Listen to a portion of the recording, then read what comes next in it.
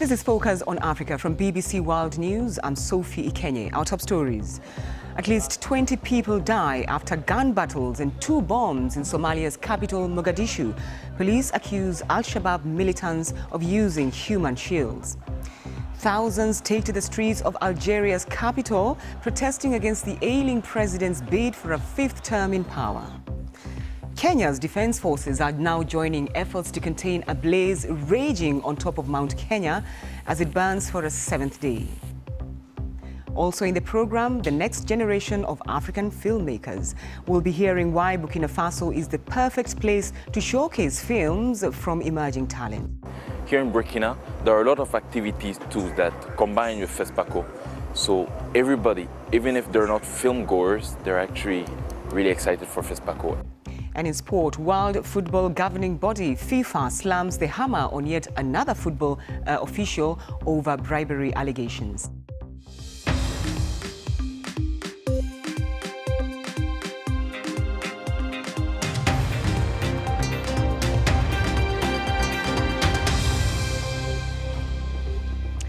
Thanks for joining us on Focus on Africa from BBC World News. Somali security forces have confirmed that all the Al-Shabaab attackers who seized a building in the capital Mogadishu have been killed and the operation is over.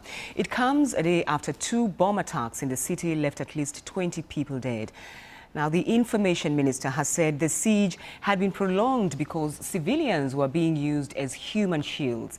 The explosion decimated the facade of the major hotel and left several cars alight.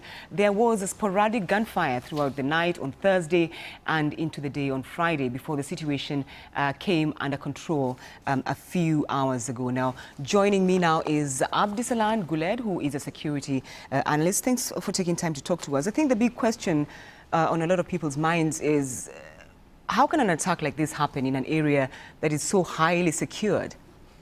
I think that's the question goes mind of many people, and at the time and the location and you know the scale of the attack was really unanticipated. Somalia on a Thursday evening, which is a Friday evening for Somalia, it means a lot to the people, and that main road is a lifeline. It's only the road you can sit down in the afternoon or the evening or you can have a coffee. Government is supposed to be protecting every incoming road and should be the roadblocks. 2 vehicles managed to come one after another and, you know, swing around and parked and get off at 5 armored guys, and they just go into one of the buildings. That was something unexpected. Unexpected, but how much has Somalia then invested in intelligence, really? Because this cannot happen next to the presidential palace, can it? Should it even? If you know, it's less than a kilometer to the State House, actually, where things happened. And it's gone about 20 hours. Somalia need to change. And a current government, I think they need to come up with something. This happened day after Burundian troops left the very strong base in Mogadishu. That even left the vulnerable to Mogadishu, where they've been protected by the Burundians. Now the Somali government, people were expecting to invest, to come to the attention and say that political stability cannot be in a place unless we have a security stability.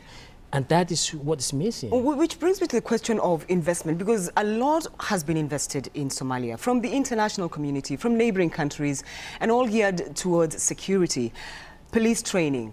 What's going on? What's going on? I think the current government and the leaders are not investing in the security, and the security personnel are under-equipped, underfunded, underpaid, and you know everything you can imagine. I was just looking at the pictures were taken 18 hours after the incident happened. I have seen a police, very young man with only a Kalashnikov in his shoulder and have no any magazines at all, has no body armor, has no helmet at all. And I would ask you, like, less than 1 kilometer away from the State House, if after 18 hours battling with that first fight, how government prepared themselves to protect the society? And that's the question goes many people on the head. A little earlier I asked you, who really is in charge in Somalia? We say the government is in charge because that's only the language we can use. But I think there's a lot of things going on. This is the first thing.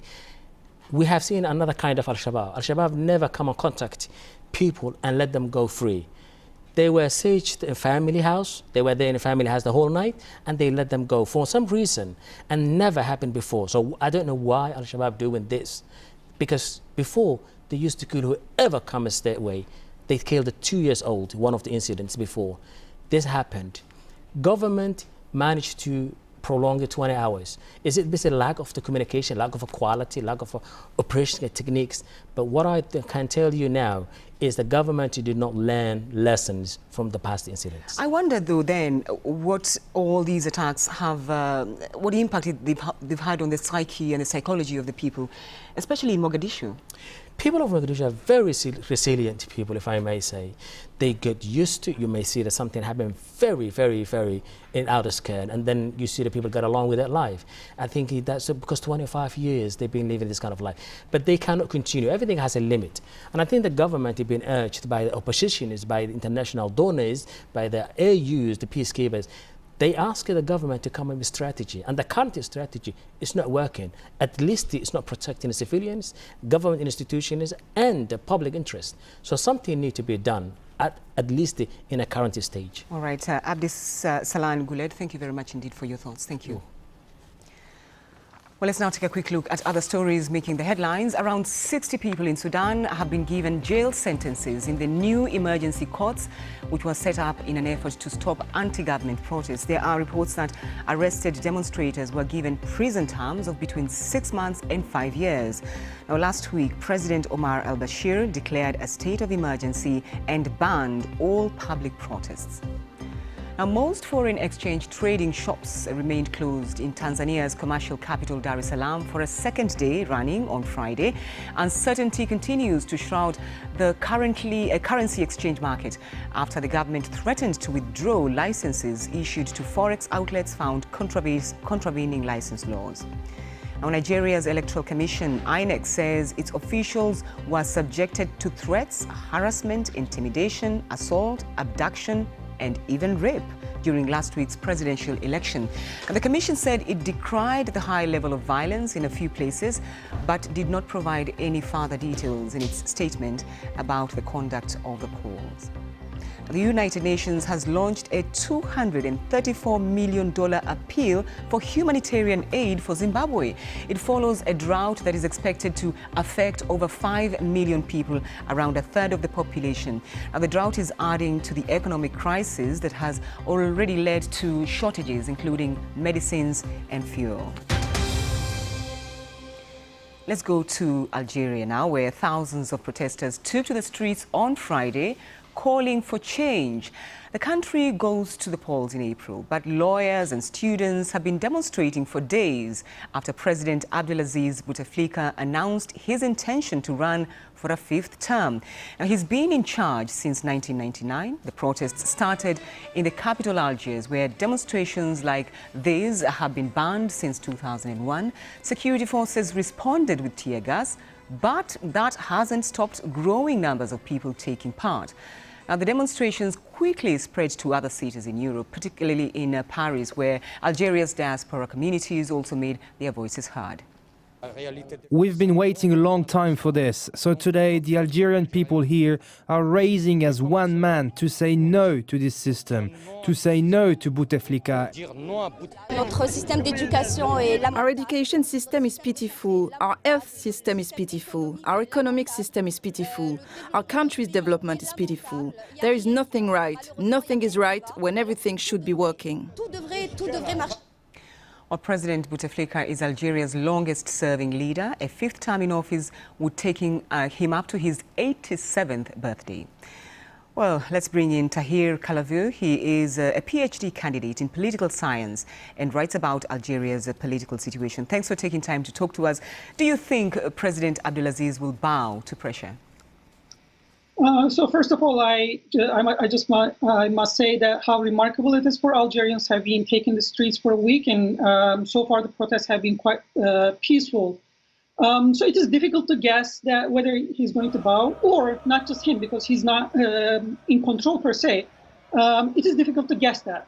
We can only say how the police forces or in general regime can respond and what is going to bring. And it depends on that response as well. If there is like if there's an unresponsive position from the regime to the demands, or if there's an increase in repression, just like tear gas used today, then protests can grow even more, and then the protesters can be even more successful. I'm wondering how different these protests are compared to 2011. Yeah, so there are certain differences. First of all, even though there were some domestic reasons for protests in 2011 as well, that was triggered by protests happening elsewhere in the region as well. As you know, the protests started elsewhere, and then Algerians followed. And the regime had some resources to respond to these protests, promised certain reforms, and also used some resources to incentivize the end of protests as well. However, today we see a much more organic and domestically starting situation. People are rising against the potential fifth term of Bouteflika. This is happening inside Algeria, and as I said, this is organic. On top of that, the promises that Bouteflika and the regime gave a couple of years ago have not been kept that well. There is an increasing economic crisis in Algeria, especially last 2 years. So there is a tension accumulating for some time, and this bid for the fifth term became the trigger. Right. Yeah, let me step in here, because the opposition has weighed in on the situation. I wonder what impact that would have at all, if any. So opposition have been trying certain things, but they have been also not successful in uniting against Bouteflika and the regime in general. And these protests, especially last week, started not through the opposition parties, but people taking the streets following certain calls on social media and internet. However, this week, opposition increased their participation more, and today in mass protests, we saw some opposition leaders, opposition parties presence as well. But we should keep in mind that these protests are not led by the opposition parties. They are widespread mass protests, and opposition are just taking part in it. All right, Tahir Kalavu, very interesting thoughts there from you. Thank you for taking time to talk to us on Focus on Africa. Thank you. This is Focus on Africa from BBC World News. Still to come, Dayo Yusuf has all the sport. Nigeria's women footballers barely save face as they beat Slovakia, and preparations for Women's World Cup continue.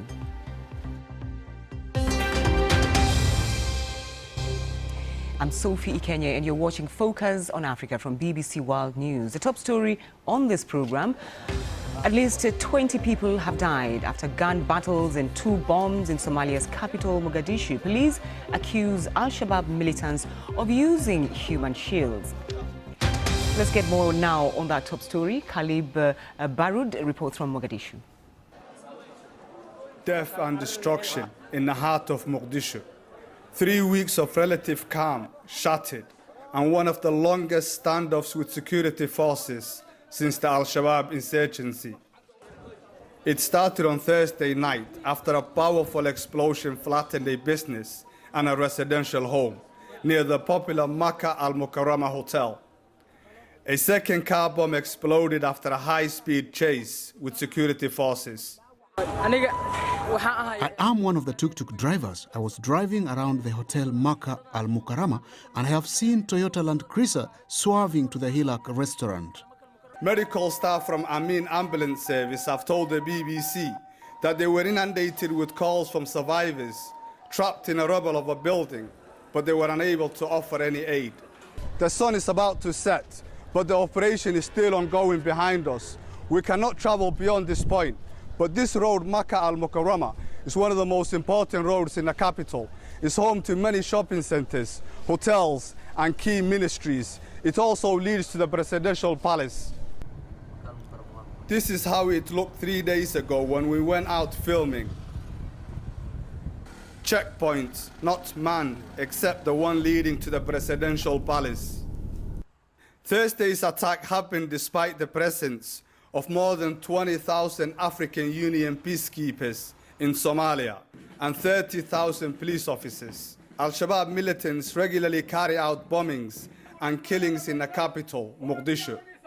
Critics say the police are underpaid, ill-equipped, making them ineffective in the fight against Al-Shabaab. The full impact of Thursday's bombing is yet to be determined. Khalid Baroud, BBC News, Mogadishu. Now, Kenya's Defence Force has joined the fight along with the Forest and Wildlife Services to contain a blaze that's been burning on top of the country's second biggest mountain for 7 days.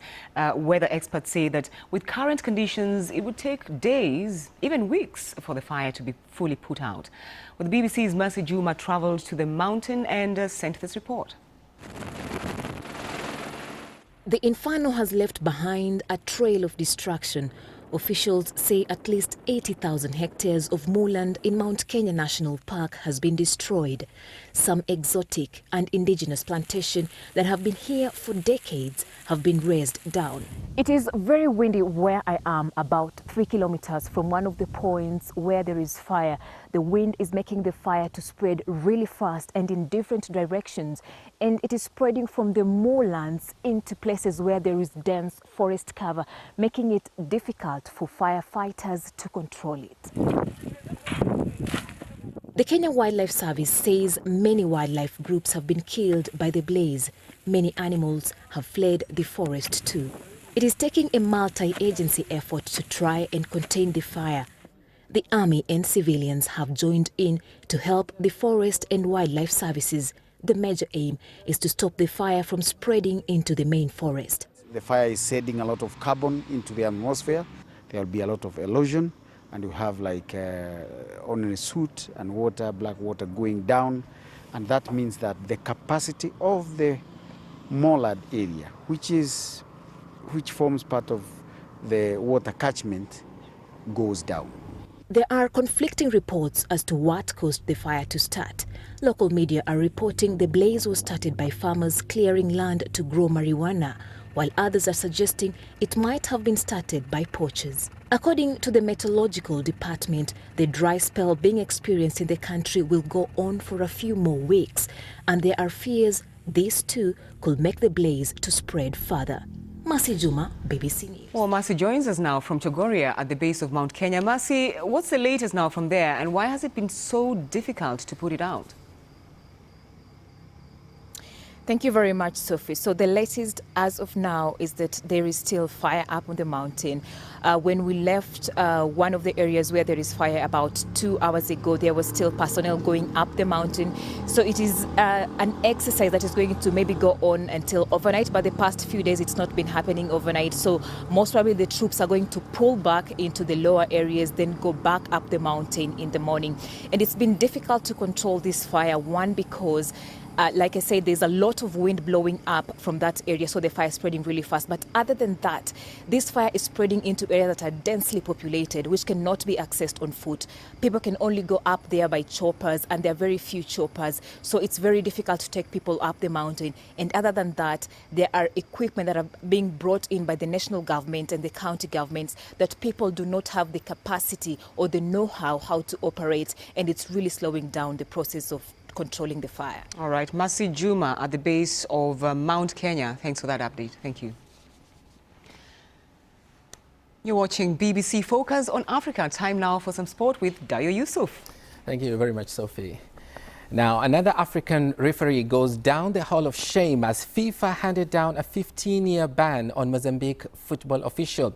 The football's world body says Sidio Jose Mugadza, who is affiliated to the Mozambican Football Association, has been found guilty of having accepted bribes in violation of FIFA's Code of Ethics.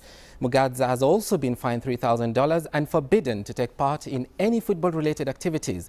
He is the third football official to receive a ban after referee Boniface Mamelo of Zambia and his counterpart from Tanzania, Oden Charles Mbaga, both received a life ban from FIFA after allegedly being found guilty of similar accusations. The Nigeria's Super Falcons survived the biggest scare at the Invitational Women Tournament currently going on in Cyprus as they defeated hard-fighting Slovakia 4-3 in Larnaca as they continue their preparation for this year's World Cup. The African champions raced to a 3-goal lead in the first half of the match with goals from Rita Chikwelu, who netted in the 7th and 38th minute, while defender Osinachi Ohale scored in between. Forward Anna Imo restored Nigeria's lead in the 82nd minute off an assist from Asisat Oshoala, and her goal earned Super Falcons their first victory in the tournament. Nigeria will play their last group game against Belgium next Monday. South Africa's women are also taking part. They face North Korea in the second match. In the English Premier League, former Nigeria striker Ifan Ekoku says Fulham have created their own problems following the sacking of manager Claudio Ranieri on Thursday. Former Fulham captain Scott Parker is now in temporary charge of the team, who are at home to Chelsea on Sunday. Fulham are 10 points from safety. Chelsea boss Maurizio Sarri has no injuries to consider but expects to rotate his options after a challenging week. Sarri admits his big challenge will be fronting a squad against Fulham since he can't be sure what the new coach has up his sleeves. Usually when there is a change of the coach, there is a reaction. And so we have to front also the reaction. Then it's very difficult for us to prepare the match because we don't know the new system, the new ideas. And that's all the sport. Back to you, Sophie. Thank you, Dio. Thank you. Well, if you've been watching this program, you might have noticed that we've been keeping you updated on the latest from the FESPACO Film Festival in Burkina Faso. Hundreds of thousands of moviegoers have been indulging in films on offer at the Pan-African Festival. And as it draws to a close, we turn to the next generation of film-loving Burkinabes. Well, the BBC's Victoria Wonkunda sent this report. Early starts, late finish, but that hasn't deterred the tens of thousands of moviegoers here in Ouagadougou who've been queuing up to watch films. Welcome to FESPACO. Thank you, Bashir. Are you excited for your movie's showing? From well-established directors to newcomers and, of course, to young and upcoming filmmakers, FESPACO, Africa's biggest film festival, has always been the place to show your best work. FESPACO really has a great role. It's a great event. It's seen as a holiday. I mean, it's just like Christmas, but for filmmaking. And here in Burkina, there are a lot of activities too that combine with FESPACO. So everybody, even if they're not film goers, they're actually really excited for FESPACO and they actually participate to the FESPACO. La voix des ancêtres s'entend. For Burkinabes, cinema has long been a culture they've loved and embraced. Scenes like this in open-air cinemas here in the neighborhoods of Ouagadougou are a common sight where families and friends and neighbors gather together at the end of the evening to catch a movie. People appreciate cinema here in Burkina Faso, but we'd love to have more spaces showing movies because films give ideas. Watching a movie is like going to school. You get ideas or advice. The culture of cinema and movie watching in Burkina Faso is a great thing. It allows us to relive the past when we think about great filmmakers like Ousmane Sambere and all the other big actors who came first. We love cinema because we feel like we are living in their stories with them. Credits might be rolling on this year's edition of FESPACO, which is held every 2 years, but the culture and love for cinema and film remain strong and alive in Burkina Faso. Victoria Uwohunda, BBC News, Ouagadougou. Before we go, a quick look at our top story on Focus on Africa. Somali security forces have confirmed that all the Al-Shabaab attackers who seized a building in the capital, Mogadishu, have been killed and the operation is over. Well, that's all from the program. From me and the rest of the Focus on Africa team, thanks for your company. Bye-bye.